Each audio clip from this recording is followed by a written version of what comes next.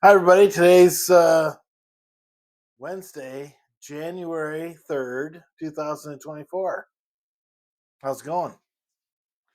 It's cold outside.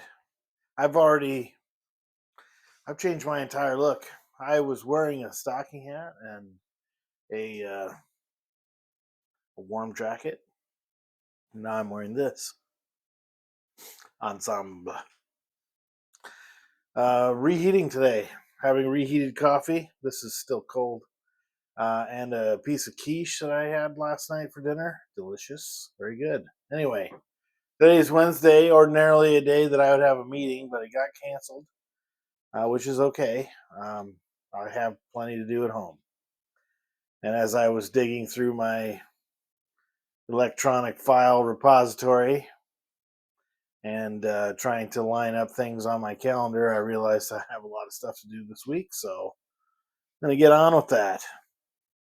Um, yeah, I got a question yesterday from a loved one asking why the Harvard president would resign.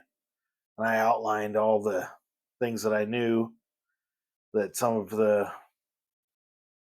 that she'd been accused of plagiarism, and that there were some folks who thought that she should have been a little more strong in her response to a question about anti-Semitism on campus, um, and that those two things together got enough negative attention going toward Harvard that the company that, well, rather, the corporation that is Harvard decided that she had to go, even though she's only been president since July of 2023. So, anyway, let not one believe that higher education is an altruistic venture. It is a uh, money making endeavor, and whomever threatens the money making potential of a institution of higher education will find their job in jeopardy if they work for that institution. So a lot of decisions get made that try to limit the whatever the word is, liability, exposure. So when usually if something makes the news, that's bad. Uh, if a person doesn't resign immediately after being accused of something that's an existential threat to the institution, that's bad, because then the institution has to encourage them to resign, which I think in this case is what happened. I don't know anything.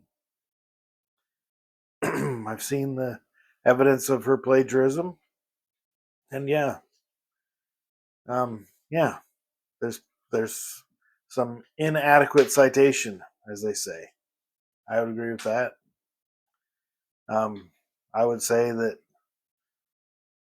uh, if you put every person who works at a institute of higher education, their entire written corpus of material through a rigorous plagiarism check, I'm sure that everybody, including me, probably has some instances where citations were adequate, or perhaps mistakes were made between how the citations were included in the text and whether they were included in the reference list or not, or whatever the case is.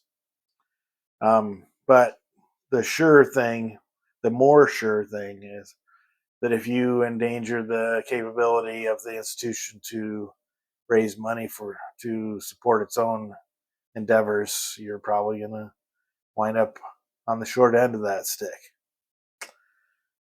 Um, anyway, uh, thus always when an institution is more a business than aimed at higher education or education itself, then you're going to make decisions that protect the business. And that's I don't think anybody should be surprised. Um, just remember, I guess, if you're headed for one of those positions, that got to make sure all your I's are dotted and T's are crossed, and all your citations are adequate and in the reference list. Things you probably would have learned in a freshman composition class. Maybe, maybe not. Anyway, have a great Wednesday. Love you. Bye.